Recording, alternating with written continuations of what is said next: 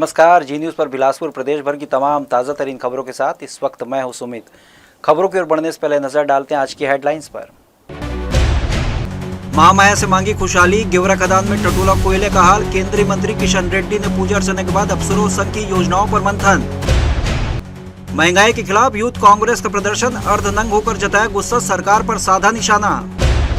Doctor BP Singh पर लगे घोटाले, जमीन कब्जा और यौन उत्पीड़न के संगीन आरोप, कर्मचारी ने की स्वास्थ्य मंत्री से शिकायत। और भक्ति, सेवा और एकता का संगम बनेगा परशुराम महोत्सव, 4 दिवसीय आयोजन से गुंजेगा आस्था का स्वर। अब समाचार विस्तार से। केंद्रीय कोयला एवं खदान मंत्री किशन रेड्डी अपने छत्तीसगढ़ दौरे के दौरान रतनपुर स्थित मां महामाया मंदिर पहुंचे। मंदिर परिसर में उन्होंने विधिवत पूजा अर्चना करने के बाद माता का आशीर्वाद लिया और देश की सुख शांति एवं समृद्धि की कामना की। इस अवसर पर उनके साथ सांसद तोखन साहू, रतनपुर नगर पालिका अध्यक्ष लव कुश कश्यप, मंदिर के मैनेजिंग ट्रस्टी अरुण शर्मा भी मौजूद रहे। बड़ी संख्या में भारतीय जनता पार्टी के कार्यकर्ता भी वहां उपस्थित थे, जिन्होंने मंत्री का स्वागत किया। दर्शन के बाद केंद्रीय मंत्री कोरबा जिले के स्थित गेवरा खदान का निरीक्षण करने रवाना हुए, जहां वे खनन कार्यों की समीक्षा करेंगे। इसके साथ ही उन्होंने अधिकारियों के साथ बैठक कर कोयला उत्पादन, सुरक्षा और खनन क्षेत्र से जुड़ी योजनाओं की प्रगति की जानकारी ली। उनके दौरे को लेकर स्थानीय प्रशासन और भाजपा कार्यकर्ताओं में उत्साह का माहौल देखा गया। केंद्रीय कोयला और खनन मंत्री जी किशन रेड्डी छत्तीसगढ़ की 2 दिवसीय यात्रा पर छत्तीसगढ़ पहुंचे।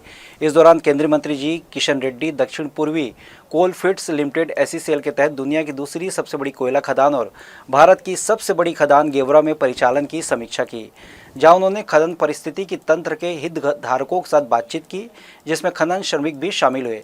इस मौके पर केंद्रीय मंत्री ने कहा कि 1 अरब टन कोयला उत्पादन लक्ष्य को हासिल कर ऐतिहासिक उपलब्धि दर्ज कराई है। खनन मंत्री ने गेवरा व्यू पॉइंट से खनन गतिविधियों का जायजा लिया और वहीं कामगार साथियों को सम्मानित करते हुए उन्हें बेहतर कार्य के लिए प्रोत्साहित किया। इस दौरान खनन मंत्री ने कामगार साथियों से संवाद भी किया, जहां उन्होंने शावेल ऑपरेटर, डंपर ऑपरेटर से खदान में मिले, उनके साथ कैबिन में बैठकर मशीन का संचालन देखा। इसके अलावा सस्टेनेबल माइनिंग पर जोर देते उन्होंने सरफेस माइनर का ऑपरेशन भी देखा। 2 दिवसीय प्रवास के दौरान केंद्रीय कोयला मंत्री ने SCCL के द्वारा तैयार किए गए प्रेजेंटेशन को भी देखते हुए आगामी वर्षों में किस तरह से खदानों में कुल उत्पादन को बढ़ाना है, इस पर भी बारीकी से अध्ययन किया। माइल कनेक्टिविटी FMC परियोजना अमल में लाई गई है।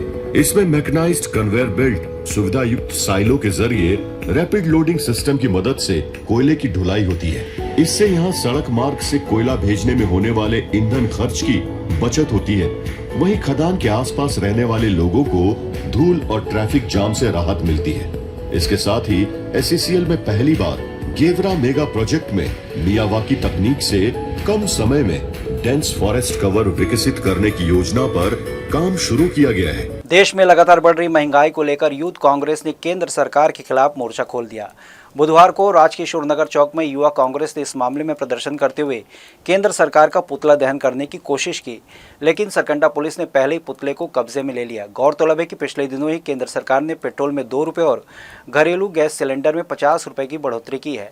ऐसे में युवक कांग्रेस के कार्यकर्ताओं ने सड़क पर अर्धनंग होकर सरकार के खिलाफ जमकर नारेबाजी की। प्रदर्शन के दौरान केंद्र सरकार की नीतियों को जिम्मेदार ठहराते हुए युवक कांग्रेस के कार्यकर्ताओं ने चेतावनी दी कि अगर जल्द महंगाई पर काबू नहीं पाया गया तो यूथ कांग्रेस और भी बड़ा आंदोलन करेगी।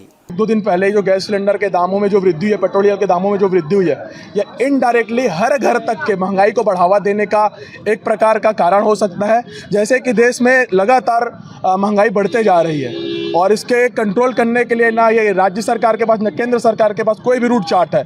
ये महंगाई पे बोलने से बचते हैं, आज तक महंगाई पे एक शब्द नहीं बोले। अब ये बढ़ती हुई महंगाई के विरोध में आज हमारे पूरे युवा कांग्रेस बेलतरा विधानसभा के साथियों के द्वारा पुतला दहन कार्यक्रम किया गया। भैया, जब से केंद्र में भाजपा की सरकार आई है तब से महंगाई बढ़ते जा रहा है, चाहे वो राशन में हो, चाहे वो गैस सिलेंडर में हो, चाहे डीजल में हो। और हमारे वहाँ बैठे हुए केंद्र सरकार के लोग बड़े लोगों का सरकार है, गरीबों का सरकार नहीं है। उनको गरीबों से कोई फर्क नहीं पड़ता।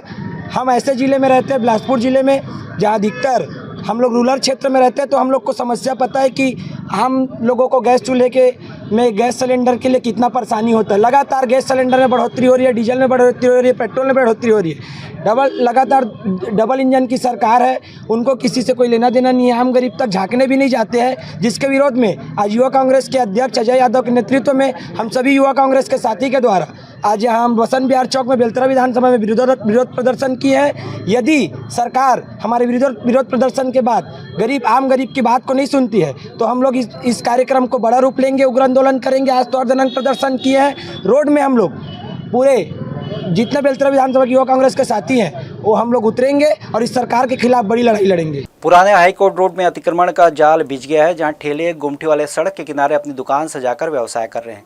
बता दें, पुराना हाईकोर्ट रोड में काफ़ी व्यवस्था मार्ग है, पर यहाँ सड़क के किनारे अतिक्रमण कर लिया गया है, जिससे यातायात बाधित होता है। जिसे देखते हुए निगम टीम यहाँ अतिक्रमण हटाने की कार्रवाई करने पहुंची। इस दौरान यहाँ निगम की टीम के साथ भारी विवाद हो गया।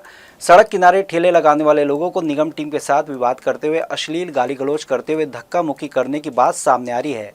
इस मामले में ठेले वालों का कहना है कि पुराना हाईकोर्ट रोड में कुछ ऐसे संस्थान भी हैं जिनके पास पार्किंग की पर्याप्त व्यवस्था नहीं है।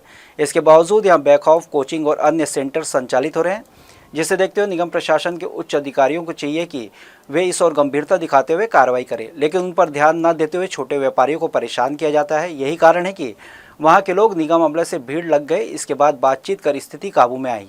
हाँ, उधर ठेले वगैरह जब्त किए थे तो कुछ लोग वहाँ से आ गए थे। आसमानी तब लोग बहुत विवाद कर रहे थे। वहाँ हमारी कार्रवाई लगातार चालू रही। आपने कार्रवाई के दौरान कि पुलिस की टीम नजर नहीं है, गाली गलौज का वीडियो भी सामने आया है। हाँ, वो कुछ लोग कर रहे थे मगर हमारी टीम मौजूद थी, इसलिए हम लोग उनके सुनी नहीं। हमारी कार्रवाई लगातार चालू रही। Chhattisgarh state power holding company की 2022 की जूनियर इंजीनियर भर्ती परीक्षा में त्रुटिपूर्ण प्रश्नों को लेकर दायर याचिका पर हाईकोर्ट ने बड़ा फैसला सुनाया है। Justice A.K. प्रसाद की सिंगल बेंच ने याचिकाकर्ताओं को बोनस अंक देने और 3 माह के भीतर योग्य उम्मीदवारों को नियुक्त देने का आदेश दिया। इस परीक्षा में 9 सवालों के 5 विकल्प थे, लेकिन OMR शीट में सिर्फ 4 विकल्प मौजूद थे, जिससे अभ्यर्थी सही उत्तर देने में असमर्थ रहे। कोरबा के लाइन परिचारक दिनेश कुमार चंद्रा समेत अन्य को सिर्फ 33.50 अंक मिले। उन्हें अयोग्य घोषित कर दिया गया। आपत्ति देने के बावजूद कंपनी ने कोई कार्रवाई नहीं की, जिससे परेशान होकर अभ्यर्थियों ने हाईकोर्ट का रुख किया। कोर्ट ने इसे गंभीर त्रुटि मानते हुए बोनस अंक जोड़ने और 3 महीने के भीतर नियुक्ति प्रक्रिया पूर्ण करने का स्पष्ट निर्देश दिया। तखतपुर नगर पालिका द्वारा मंडी चौक क्षेत्र की रेलवे भूमि से गुमटी और ठेले हटाने की कार्रवाई पर हाईकोर्ट ने सख्त रुख अपनाते हुए तत्काल प्रभाव से रोक लगा दी है। न्यायालय ने स्पष्ट किया कि नगर पालिका या राज्य शासन के अधिकारियों को रेलवे की जमीन से कब्जा हटाने का कोई वैधानिक अधिकार नहीं है। यह मामला उस वक्त तूल पकड़ा जब तखतपुर की रेलवे भूमि खसरा नंबर 429/1 रकबा 23.41 एकड़ से गुमटी और ठेला व्यवसायियों को बेदखल करने की प्रक्रिया शुरू की गई। इस भूमि पर बीते 3 दशकों से गरीब और छोटे व्यवसायी अपनी जीविका चला रहे हैं। रेलवे विभाग की ओर से अब तक कोई आपत्ति या हटाने की कार्रवाई नहीं हुई थी, परंतु हाल ही में नगर पालिका ने नोटिस जारी कर अतिक्रमण हटाने का कदम उठाया। कार्रवाई से आहत होकर प्रभावित व्यवसायियों ने सुरेश देवांगन, राजेश ठाकुर, प्रमोद महरा, विकास देवांगन, अब्दुल हबीब खान, शिव कुमार शहजादा और अजमेर शाह सहित अन्य लोगों ने हाईकोर्ट में रीट याचिका दायर की। सुनवाई के दौरान कोर्ट ने नगर पालिका को फटकार लगाते हुए कहा कि उनके पास रेलवे भूमि से व्यवसायियों को हटाने का कोई अधिकार नहीं है और फिलहाल साली कार्रवाई पर तत्काल रोक लगाई जाती है। 12वीं बोर्ड का मूल्यांकन पूरा हुआ। 10वीं की जांच 3 दिनों में कर ली जाएगी। जिले को मिला मूल्यांकन का टारगेट तय समय में पूरा हो जाएगा। 20 दिन में 1,75,000 कॉपियां जांची गई हैं। इस साल बिलासपुर जिले को माध्यमिक शिक्षा मंडल ने बोर्ड परीक्षाओं की लगभग 2 लाख उत्तर पुस्तिकाओं की जांच का लक्ष्य दिया है। इनमें 12वीं के विभिन्न विषयों के सभी 77,549 का मूल्यांकन पूरा हो गया, जबकि दोनों केंद्रों में 10वीं क्लास के करीब 21,000 उत्तर पुस्तिकाएं जांचना रह गई है। इसे तय 14 अप्रैल तक पूरा कर लिया जाएगा। मूल्यांकन कार्य से 700 शिक्षक और व्याख्याताओं की ड्यूटी लगाई है। मंडल के सचिव और अधिकारी केंद्राध्यक्षों से लगातार संपर्क कर प्रगति की जानकारी ले रहे हैं। रिविजन का जो कार्य है बहुत तेजी से चल रहा है और जो बोर्ड से जो कॉपियां आती हैं वो 2 लॉट में आई हैं। फर्स्ट लॉट की कॉपियां जच चुकी है। सेकंड लॉट में जो 10th में मेरी संस्था में कॉपी आई थी वो 58,619 कॉपियां आई थी और 12th में 38,616 करीब 97,000 करीब कॉपियां आई थी और वैल्यूएशन बहुत तेज़ी से चल रहा है और मोस्टली ये 3 दिन में ख़त्म हो जाएगा। तो इस तरह से जो और बच्चे हैं, जो शिक्षिकाएं आ रही हैं वो बिल्कुल टाइम से पहुंचती हैं, वैल्यूएशन अपने मन लगा के कर रही हैं, तो अच्छे रिजल्ट आने की संभावना है। महारानी लक्ष्मीबाई स्वामी आत्मानंद और सरकंडा PM श्री स्वामी आत्मानंद केंद्र में जांच कार्य अंतिम चरण में है। बाकी बची 10वीं के तीनों विषयों के 21,000 उत्तर पुस्तिकाओं की जांच तेजी से की जा रही है।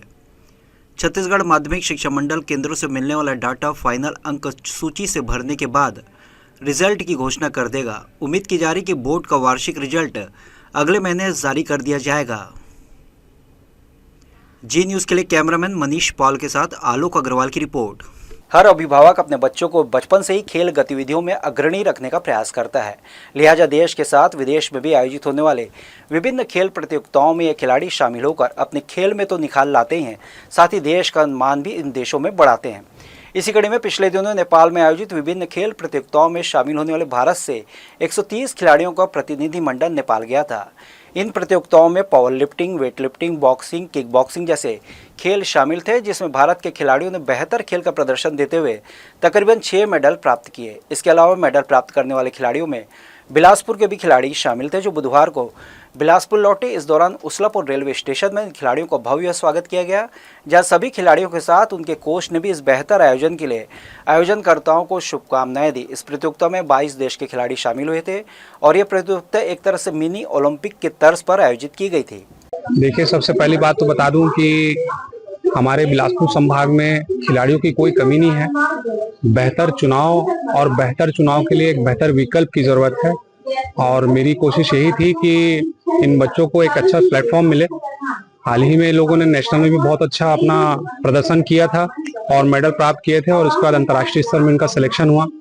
नेपाल में के जो पोखरा में जो कंपटीशन हुआ वो इतना बेहतरीन कंपटीशन था, एक तरीके से मिनी ओलंपिक जिनको तैयारी करना है उसके लिए वो संस्था बहुत अच्छी है। तो हम लोगों ने अपना भाग्य आजमाया और चयन के बाद जब हम वहां पर खेलने के लिए गए तो कमाल का हमारे बच्चों ने शानदार प्रदर्शन करते हुए मेडल प्राप्त किए हैं। इसमें लगभग 22 खेल थे और लगभग 8 बड़ी कंट्री आई थी और लगभग हमारे इंडिया से 130 से भी ज्यादा प्लेयर का सिलेक्शन हुआ था, जिसमें power lifting, weight lifting, boxing, swimming, athletics, तमाम ऐसे बड़े खेल जिनको हम ओलंपिक में देखते हैं उनका एक मिनी प्रारूप देखने को मिला। ये मेरा दूसरा इंटरनेशनल है। इससे पहले मैं दुबई में एशिया चैंपियनशिप में गोल्ड मेडलिस्ट हूँ। अभी हाल ही में मैं नेपाल पोखरा में गोल्ड मेडल लेके आई हूँ। इसमें मैं 352.5 का भार उठाकर गोल्ड मेडल जीत के लाई हूँ। इसका सारा श्रेय मैं अपने गुरु श्री उत्तम कुमार साहू, मेरे जो कोच हैं, उनको देना चाहूंगी और जो कि मेरे आइडियल हैं। इन्हीं के मेहनत से आज मैं इतना आगे बढ़ी हूँ। आज जो भी हूँ इनके मेहनत पे हूँ। मुकाबला तो बहुत ही बढ़िया था। बहुत लोग आए थे, नेपाल से, पाकिस्तान से, भूटान से और भी बहुत जगह से आए हुए थे और इंटरनेशनल लेवल का था। नेपाल के पोखरा में हुआ था। टोटल मेरा वेट था 375 किलो और फर्स्ट मेडल लगा गोल्ड। मैं मतलब 105 कैटेगरी में खेला था भारत की तरफ से और हमारे मुकाबले में नेपाल था, भूटान था और अफगानिस्तान था। और मेरे में मतलब मैं सब जूनियर में थोड़े कम प्लेयर रहते हैं तो उसके कारण मैंने भी लेकिन ज़्यादा उठाया, मतलब 395 किलो उठाया था टोटल, जिसमें मेरा गोल्ड लगा था।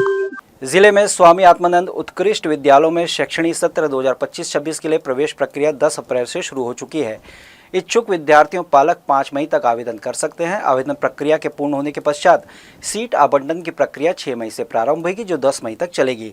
जिले में वर्तमान में कुल 34 स्वामी आत्मानंद स्कूल संचालित है, जिनमें से 21 अंग्रेजी एवं हिंदी दोनों माध्यम से संचालित है, जबकि शेष 13 स्कूल केवल हिंदी माध्यम से संचालित है। विद्यार्थी अपनी पसंद के अनुसार किसी भी माध्यम से प्रवेश हेतु आवेदन कर सकते हैं। यदि किसी स्कूल में निर्धारित सीटों की तुलना में अधिक आवेदन प्राप्त होते हैं तो सीट आवंटन लॉटरी प्रणाली से माध्यम से किया जाएगा। ये लॉटरी 6 मई से लेकर 10 मई के मध्य आयोजित की जाएगी। जिला शिक्षा अधिकारी अनिल तिवारी ने बताया कि आवेदन की प्रक्रिया ऑनलाइन और ऑफलाइन दोनों रूप में की जा सकती है, जिससे सभी वर्गों के विद्यार्थियों को सुविधा मिल सके। हालांकि एक विद्यार्थी केवल एक ही स्कूल से आवेदन कर सकता है। यदि किसी विद्यार्थी द्वारा एक से अधिक स्कूलों में आवेदन पाया जाता है तो उसका आवेदन रद्द किया जा सकता है। बीपीएल में आर्थिक रूप से कमजोर वर्ग के विद्यार्थियों के लिए कुल सीटों का 25% हिस्सा आरक्षित किया गया है। इन श्रेणियों के अंतर्गत आने वाले विद्यार्थियों को प्रवेश हेतु सक्षम अधिकारी द्वारा जारी आय प्रमाण पत्र तथा बीपीएल सूची में नाम होना अनिवार्य होगा। बुलेटिन में खबरें और भी हैं। वक्त हो चला एक छोटे से ब्रेक का। ब्रेक के बाद हम लौटेंगे जल्दी, आप कहीं मत जाएं।